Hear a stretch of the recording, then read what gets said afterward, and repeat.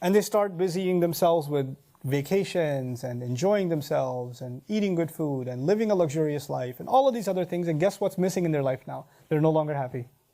They have all these things around them, but they're not happy anymore. You know why? Because purpose is missing. If your life is missing purpose, everything else will have no meaning. Everything else around you will just lose meaning. And if you have purpose, you don't have to have anything else. You'll still be happy. Everything else will become secondary. It is only when people don't have purpose, then they compete for things. When they lose purpose, then they compete for things. Then they compete for clothes. Then they compete for house. Then they compete for car. Then they compete for money. Then they compete for showing off. Who had a bigger Eid party? Who had a bigger aqiqah for their baby? Who had a bigger wedding ceremony? That obsession, all of that's there when purpose is missing.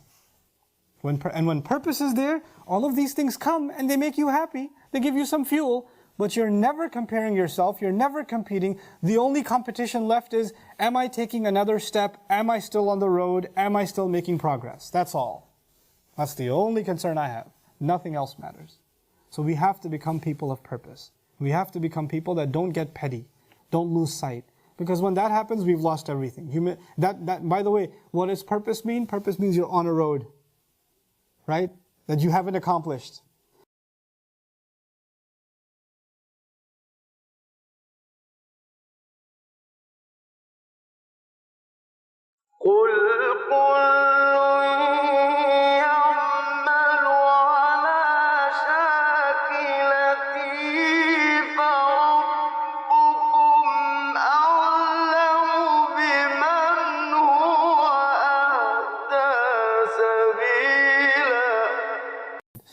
I'm going to take a break from our series on the Durus on Ali Imran, and I want to share some different places in the Quran, just some reflections with you. And today I've decided to share some lessons with you from Surah Al-Isra. This is Surah number 17. And the ayat that I want to talk to you about today, centrally is ayah number 84, but some things about ayah number 83 and 85 also. Surah Al-Isra is a very different Meccan surah of the Quran. It's got 111 ayat. And it has some of the very difficult ayat in Meccan tafsir. Some very difficult ayat of the Quran belong to Surah Al-Isra. And some things that are mentioned in Surah Al-Isra are not mentioned anywhere else. So you have, for example, in Meccan Quran, lots of repetition. Things that are mentioned in different places occur again in different surahs in Meccan Quran. But Surah Al-Isra describes some realities. For example, the way that Allah talks about the ruh. As you may have heard the Arabic word as I was reciting the ayah, يَسْأَلُونَكَ عَنِ الرُّوحِ قُلِ الرُّوحُ مِنْ أَمْرِ رَبِّي وَمَا أُوتِيتُ مِنَ الْعِلْمِ إِلَّا قَلِيلًا. That's only here. There's nowhere else that even that question has been discussed, right? So it has a unique place also among the series of Meccan surahs within which it is found. What I want to start with you today with is, instead of getting into the meanings of the ayat, first and foremost is just some concepts that I want you to visualize, and that'll help help us appreciate the lessons here a little bit better. When somebody's traveling, just imagine yourself or myself or anybody traveling, then their goal, if you ask them, what is your goal as a traveler? Well, your goal as a traveler is to reach your destination. It's pretty simple, right? So anybody who's ever engaged in any travel, their arriving at their destination is their ultimate goal, right? So the closer they get to their goal, the more progress they're making. And the moment they reach their goal, they've attained success, right? Now, that's an important visualization, because when you are, your goal was not to take a step. Your goal was not to finish 1 mile or 2 miles or 3 miles. Your goal was to get to the destination. Now, let's say your destination was 10 miles away and you only traveled 4 miles and you couldn't go any further. Then you failed because you didn't reach 10 miles. That's what your goal was.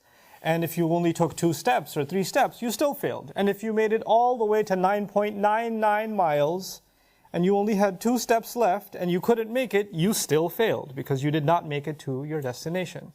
This is important because when somebody asks for directions, now I'll use Islamic terms that you're more familiar with. Instead of saying directions, I'll say when somebody asks for guidance. Right, that's what we call it, GPS, right? So when somebody asks for guidance, then they're obviously asking, this is where I want to go, this restaurant, this airport, this hotel, this masjid, whatever. Can you give me guidance on how to go there? right? That's what they're asking for. And so we never ask guidance to get to the road. We always ask guidance to get to the destination. Like somebody says, hey, could you guide me to get to this road? Where do you want to go on that road? What's your destination? Because nobody's destination is the road itself. You understand? That wouldn't make sense. But now take a step back and think about the Fatiha. We ask Allah Azza wa Jal, Ihdina as-Sirat al-Mustaqim. Guide us to what? The road. But in life, we never ask for guidance to the road. We ask for guidance to the destination. And Allah will explain Himself in the Quran, like in Surah An-Najm, وَأَنَّا إِلَىٰ رَبِّكَ الْمُنْتَهَى. That the final destination, the end, is your Rabb Himself. That's the destination.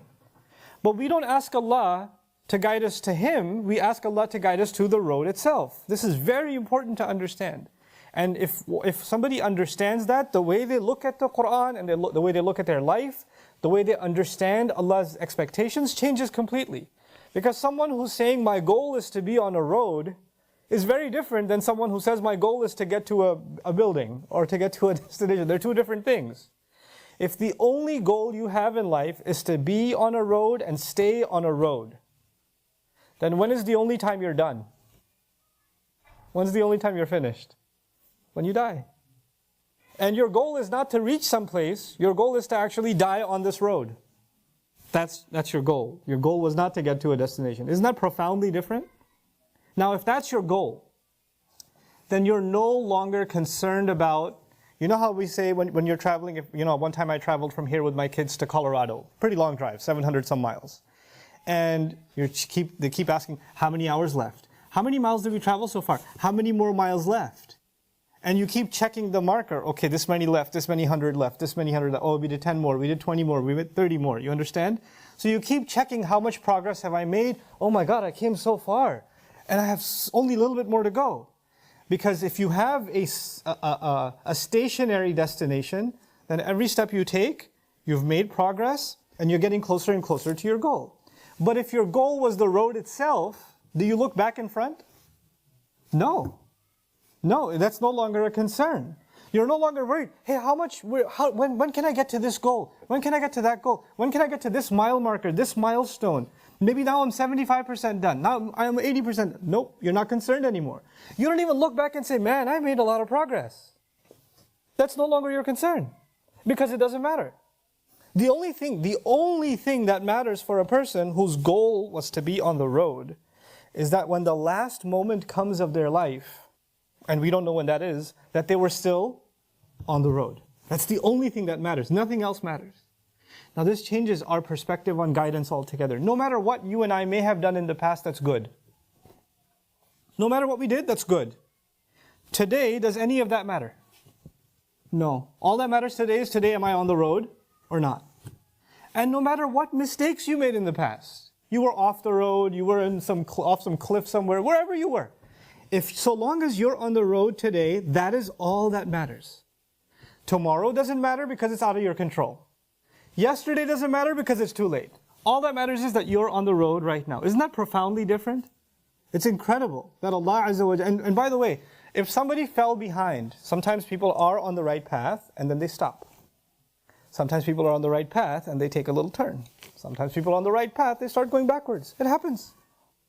And if you were walking with your brother, and one of them got tired, and they stopped, and you kept going. Now it seems that you are much further away, and he's still further behind.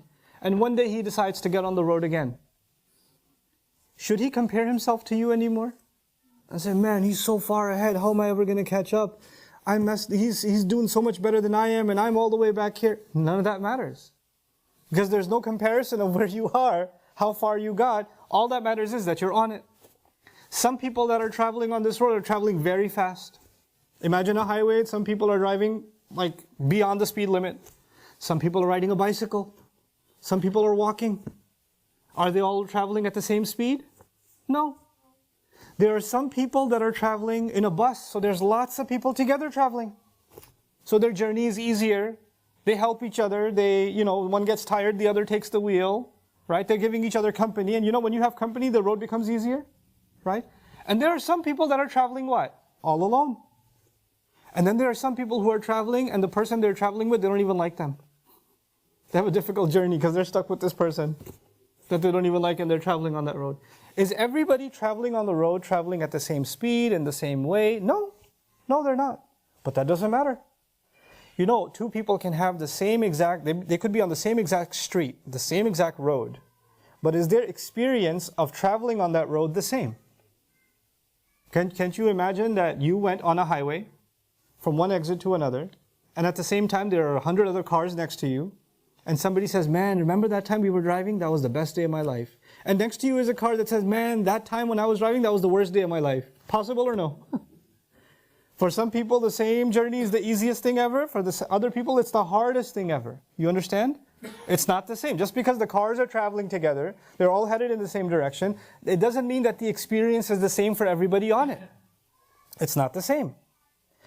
If we understand this image, then you will appreciate what's being said in many ayat, especially this ayah. And I want to start with the end of this ayah and then go back to the beginning of this ayah. فَرَبُّكُمْ أَعْلَمُ بِمَنْ هُوَ أَهْدَى سَبِيلًا. Your master, your Rabb, all of you, knows better who is more guided in terms of sticking to the road. Who is more committed to the road. He knows better. First of all, by Allah saying Allah knows better. Like another place He says, إِنَّ رَبَّكَ هُوَ أَعْلَمُ بِمَنْ ضَلَّ عَنْ سَبِيلِهِ وَهُوَ أَعْلَمُ بِمَنْ اهْتَدَى.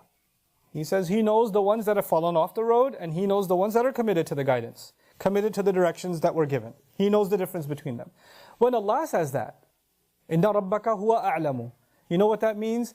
That means you and I are no longer in a position to say, man, that guy is on a good road, and this one's off the road.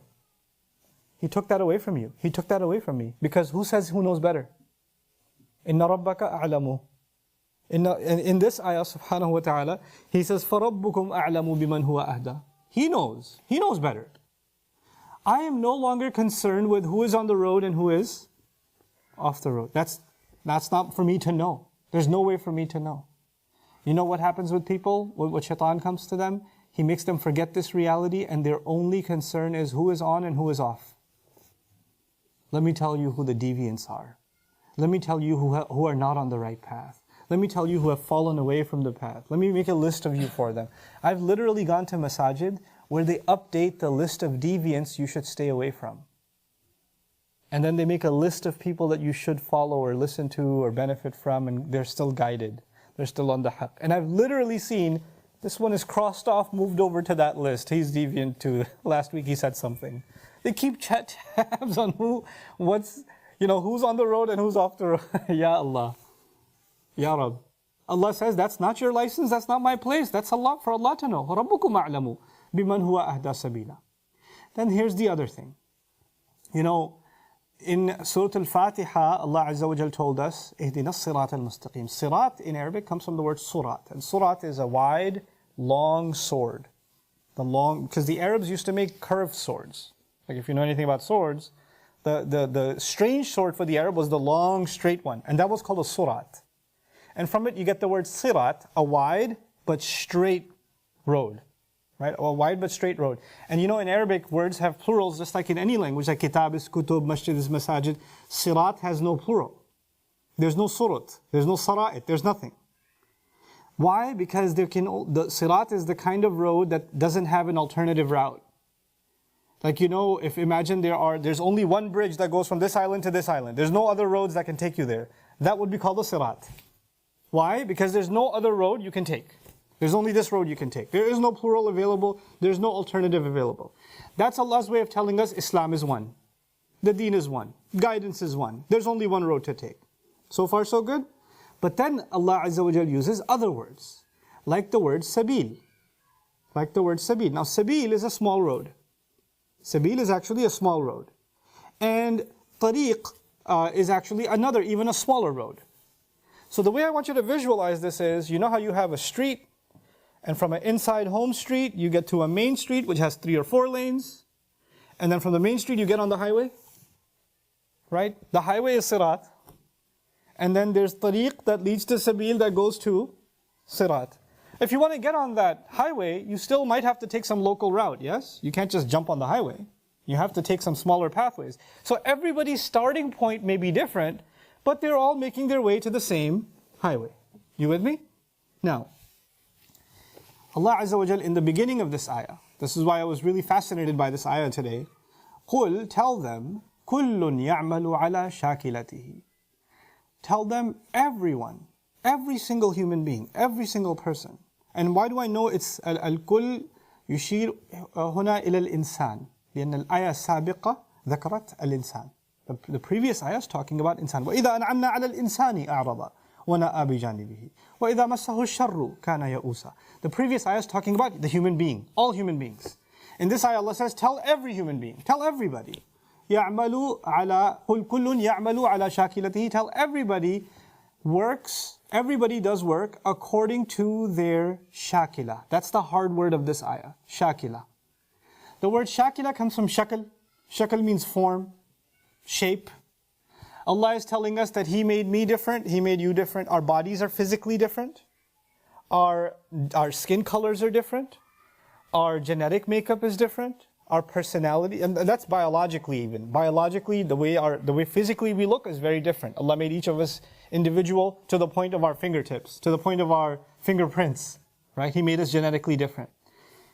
But then there's something inside us that's also very different. What's that thing inside us? This is the physical body, but there's something inside us that's also different, which is what? The ruh. Notice in the next ayah, Allah is going to talk about the ruh. يَسْأَلُونَكَ عَنِ الرُّوحِ قُلِ الرُّوحُ مِنْ أَمْرِ رَبِّي. Every human being has been shaped from the outside and the inside differently. Every human being was shaped from the outside and the inside differently. My ruh is different from yours.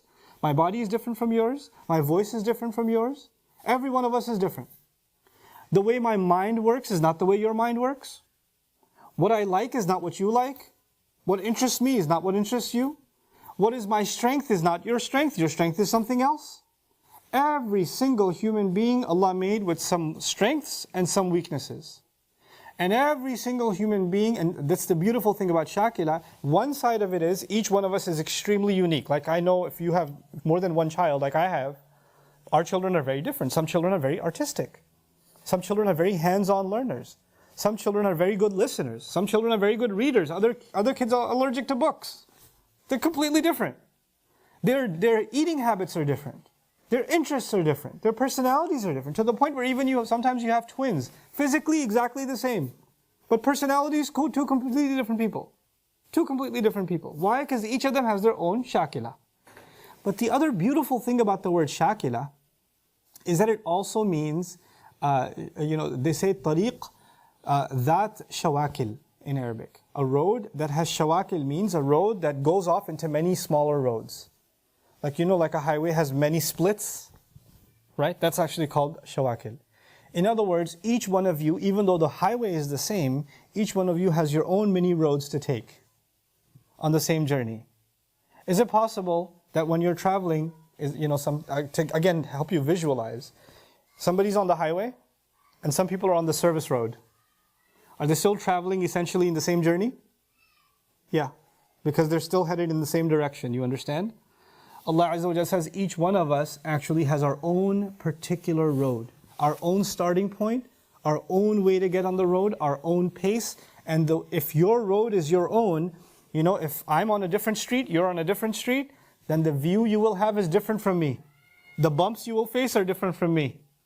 The police that's watching you are different from mine. The stop signs are different for you and different for me. You understand that? Right? The dangers on the road are different for you and different for me. The opportunities are different for you and different for me, because we're all on a different road. Now let's put all of that together. Allah Azza wa Jalla is telling us in this ayah, قُلْ كُلٌّ يَعْمَلُ عَلَى شَاكِلَتِهِ. يَعْمَلُ, the mudari' can be understood in Arabic as a statement of fact. Everybody does according to how they were made. It's a statement of fact. But the mudari' can also be a subtle form of amr. It can be a form of command. Let me explain that in simple English first. Those of you that are parents can easily understand this one. It's time to go to school, your kid is pretending to sleep. And when they really pretend hard to sleep, they do this. And if you're working that hard to close your eyes, you're definitely not asleep. And the mother says, you are getting up right now. Now I'll repeat the English. You are getting up right now. That's different from get up. When I say get up, that's a command, right? But when I say you are getting up right now, that's a statement of fact. She says it like it's a fact. Because that's a reality you can't escape. You understand? That plate will be finished. Not finish the plate, that plate will be finished. It's a very strong way of commanding someone, is to actually say it as a matter of fact. As a matter of fact. No, you're not going there. Now, it's different from saying, don't go there. Oh no, you're not going there. Full stop. Like it's a fact. Like it's a done deal. In that sense, the mudari' here can be kalam insha'i. Everybody is going to work. You better put yourselves to work. Yes, you will put yourselves to work. Exactly based on how Allah shaped you. Now this is a self-assessment. What Allah is telling us subhanahu wa ta'ala is that each and every one of us, Allah gave us a different place we were born, different parents we were born to, different circumstances, different culture, different language, different economic opportunity, different starting point, different experiences, different difficulties. Your trials are different from my trials. The challenges you had as a child, the challenges you had growing up are different from my challenges. Every one of us has our own bumps on the road. And Allah says, based on those experiences, you must put yourself to work, given the strengths that I gave you.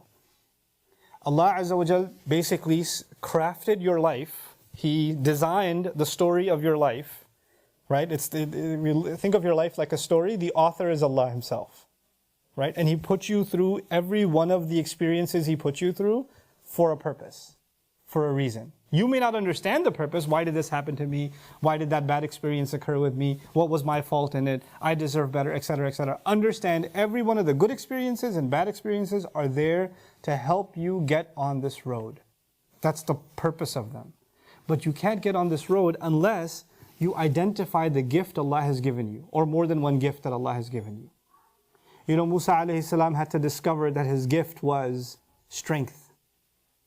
Right? His physical gift was strength.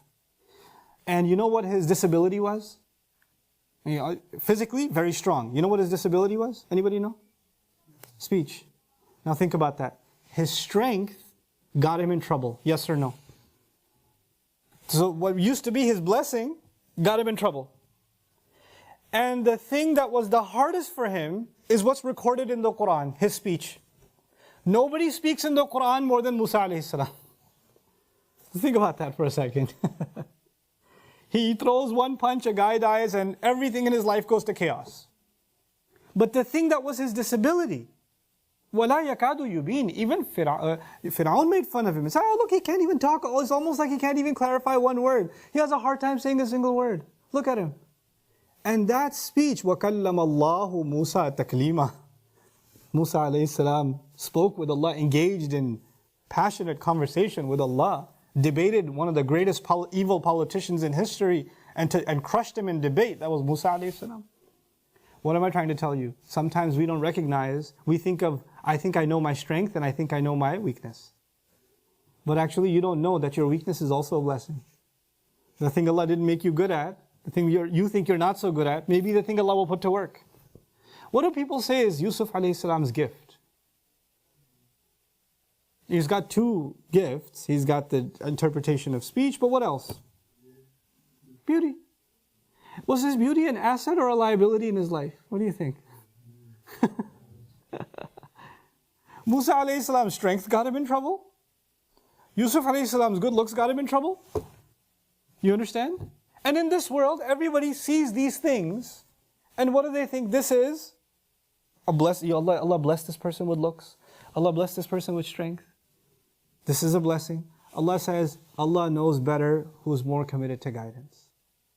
Allah knows better who's actually putting their shakila to work. And Allah is teaching us something through these examples in the Quran. He's teaching us that there are different kinds of abilities. There's abilities on the outside, gifts on the outside, and then there are gifts on the inside. The ability to understand speech, like Yusuf alayhi salam. The honesty of Musa alayhi salam, the integrity of Musa alayhi salam. Qawiyun ameen. He's strong, but being strong is easy. Being strong and at the same time honest, that's a very difficult thing.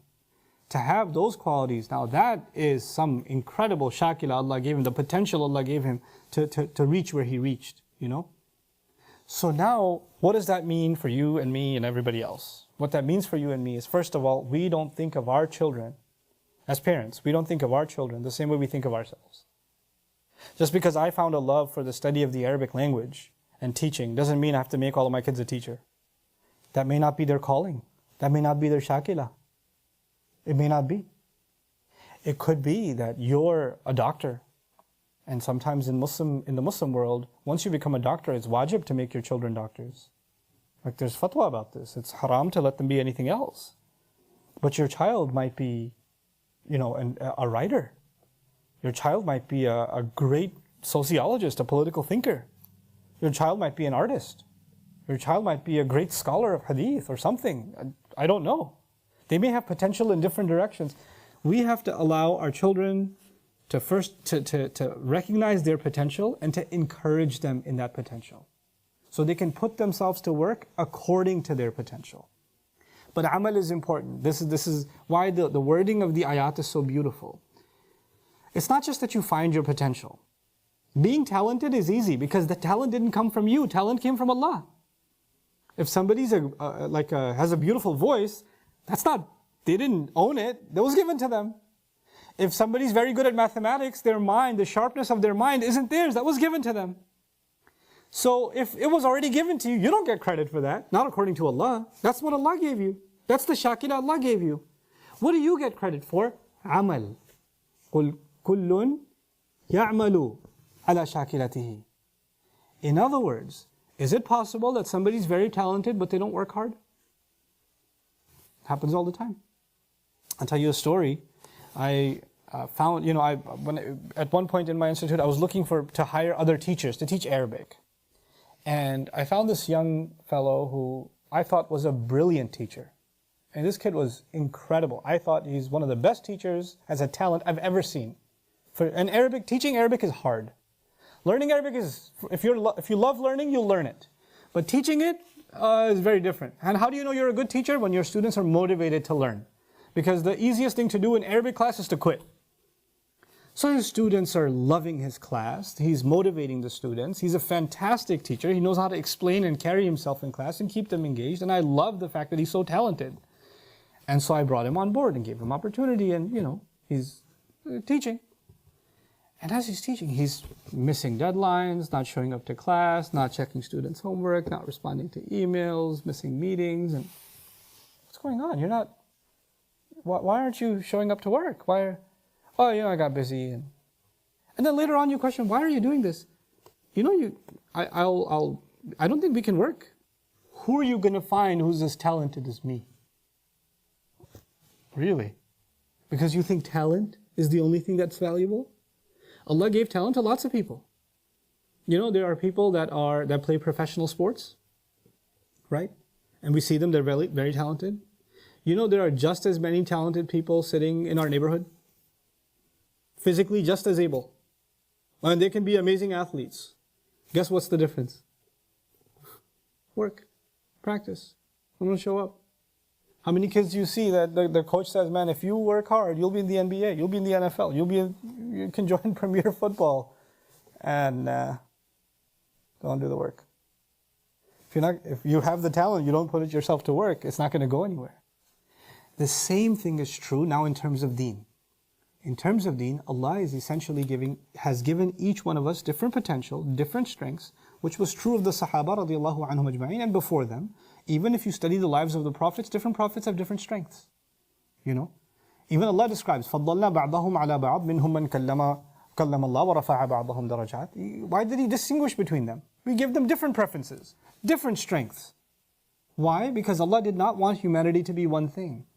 He says, وَجَعَلْنَاكُمْ شُعُوبًا وَقَبَائِلَ لِتَعَارَفُوا. He made you, they translate this, He made you into nations and tribes. That's not a good translation. Sha'ab in Arabic is a hole in a wall. When a wall is nice and there's some broken part, like in America we don't see that a lot because it's all sheetrock and the imperfections get covered.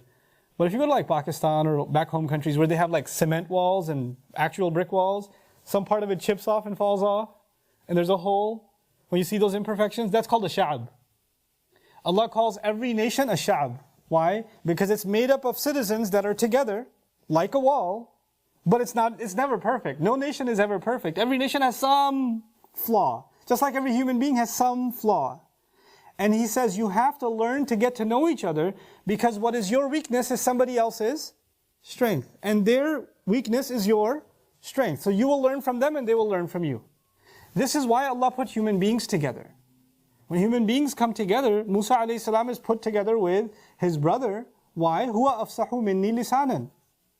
He's a better speaker than I am. I have a flaw, but he doesn't have that. He'll strengthen me. I'll be his strength, he'll be my strength. Ushdud bihi azri wa ashrikhu fi amri. Use him to support me. I need backup, and the best backup is him. So Allah made us dependent on one another. He made us dependent on one another. When you discover yourself, your shakila, you'll also identify in yourself, and I will identify in myself. What am I good at? And also, what am I not good at? What do I need help in? So you know the right, and then you'll identify the people who can help you cover those gaps. And as you learn that, then you realize that so long as we are on the road, we are not comparing ourselves to anybody. If Allah made you good at something, how will you serve Allah and His creation using what He gave you? If He made you good at speaking, speak. If He made you good at teaching, teach. If He made you good at writing, write. If He made you good at building, build. If He made you good at engineering, engineer. What is it that He made your mind and your physical ability amazing at? You have to find that in yourself and put it to work. And you don't say to yourself, well, I'm not really good at anything. That's a lie. That's not true. Allah gave everybody a shakila. And He gave everybody a way to get guidance towards Him. He made you good at something. He made you able to do some kind of good. And good doesn't just mean ibadah to Allah. Good means good towards other people. How can you benefit other people in some way? At the very least, how do you benefit people around you? In your family, among your friends. But it grows further than that. If you become more ambitious, you say, how do I benefit society? How do I benefit humanity? How do I do something bigger than myself? But it won't happen if you're not even of benefit to the people closest to you first. Right? So this ayah, I'll start over again. So as we conclude, to wrap everything up, Allah says, tell them everybody should work, or everybody better put themselves to work according to their shakila, according to the road that is uniquely crafted for them, and according to the unique talents and abilities and strengths and weaknesses that were given to them, which are different from everybody else. So they never compare themselves to anyone else. And they don't say, hey, why do I have this difficult road and this one has an easy road? You're not interested in comparison. That's no longer the case. It doesn't concern you. Their road and what they were given and what they were not given, that's with Allah. And your road is with Allah. And He knows who to give what, according to what, So He says, فَرَبُّكُمْ أَعْلَمُ بِمَنْ هُوَ أَهْدَى. And your master knows who is more guided, who's more valuable in terms of guidance, and who's closer to guidance as they traverse the path. مَنْ هُوَ أَهْدَى سَبِيلًا. So beautiful this ayah. So profound this ayah. That you start valuing every experience in your life. You start thinking about every one of the things that you've gone through and how that can help craft you as a human being. How is it making you a stronger person? How is it that you learn something from it and you can help somebody else with it? You can be of service to somebody else with it. I keep making reference to Musa alayhi salam because first of all, I'm obsessed with Musa alayhi salam. And because the Quran emphasizes him so much. But something else about him comes to mind as I talk about this. And of course, this is Surah Al-Isra, which is about Banu Israel, which is the nation of Musa alayhi salam. But in any case, Musa alayhi salam, when he ran away, and he was in Madian, and he's got very heavy guilt on him because he accidentally killed someone. He didn't intend to, but he did. And he says, Rabbi inni zalamtu nafsi. I've done wrong to myself. He also says, Hadha min amal shaitan. This is from the work of the devil. I mean, these are his words when this happened. But when he went away, in your head and in my head, when you do a sin, what's the way to fix that sin? You make istighfar, you do ibadah, you do dhikr, you cry to Allah, maybe you go to hajj. You do these things, meaning you connect more and more to Allah. Look at Musa alayhi salam. He goes and he sits down in Madian. فَلَمَّا وَرَدَ مَاءَ مَدْيَنَ وَجَدَ عَلَيْهِ أُمَّةً مِنَ النَّاسِ يَسْقُونَ And وَجَدَ مِن دُونِهِمْ إِمْرَأَتَيْنِ تَذُودَانِ He saw two girls that are struggling to feed their animals. And you know the story, he goes and he helps them. But what's remarkable to me is when he was done helping them and he sat down, تَوَلَّى إِلَى الظِّلِّ, he goes back and sits down in the shade. He says, رَبِّ إِنِّي لِمَا أَنزَلْتَ إِلَيَّ مِنْ خَيْرٍ فَقِيرٍ. Master, whatever good opportunity to do good you give me, I could use it. In other words, he is constantly driven to do more good for other people. Not just ibadah to Allah, good towards other people. His previous experience of hurting another human being, he is now compensating for it by helping other human beings. If somebody hurt you in some way, you learn from that and say, I'm going to make sure nobody gets hurt the way I was hurt. And you try to help others who got hurt. You learn from your experience for the benefit of others. That is shakila. That is putting ourselves to work. And so, and why are we so different? And why is it so, why is it that Allah made me the way He made me and He made you the way He made you? We will never know. What is the reality? Our own reality is the biggest mystery. That's our ruh. And Allah says, وَمَا أُوتِيتُم مِّنَ الْعِلْمِ إِلَّا قَلِيلًا. That's the next ayah actually. You haven't been given much knowledge at all. What you have been given is you can recognize your shakila. You can recognize what you're good at, a self-assessment. Really thinking about yourself and what is it that you're going to accomplish in your life. I know I was going to conclude, but I'll share one quick thing because Isha is almost upon us. Or Isha we just prayed, but rather I'm still in the old time. But 5 minutes in, if you lose sight of your purpose, if you lose sight of the purpose, the shakila Allah gave you, I want you to think of it this way. Food, drink, happiness, peace, safety, these are things we want in life. Everybody wants to feel peace. Everybody wants to be happy. Everybody wants to feel secure, etc., etc. These are feelings that people run after. So why do they want to buy a car? I want to buy a new car, it'll make me happy. I want to get a house, it'll make me feel safer. I want to feel safer. These are some feelings we run after. This tama'nina, this sense of calm and peace. Let me tell you, that's not our goal. Our goal is to fulfill a purpose. My goal in life is not to feel better. My goal in life is to accomplish something. The peace and the tranquility and the happiness and all of those things are only there so you get strong enough to fulfill your purpose. But they're not your purpose. You have to do work in life. قُلْ كُلٌّ يَعْمَلُ عَلَى شَاكِلَتِهِ. And when you fulfill your purpose, you'll actually truly find peace. Let me put that in simple English and I'm done. In simple, no tafsir literature, no abstracts. You have someone who Allah gave a talent to that they're very good at, let's just say, counseling. Right? They should go to school and pursue a degree in counseling. They should become licensed in becoming a counselor. And they know that when this talent that they have, everybody goes to school and gets the same degree, but some people, Allah gave them an ability that when they talk to people really feel healed. People feel different when they speak to them. Right? And Allah has given them that.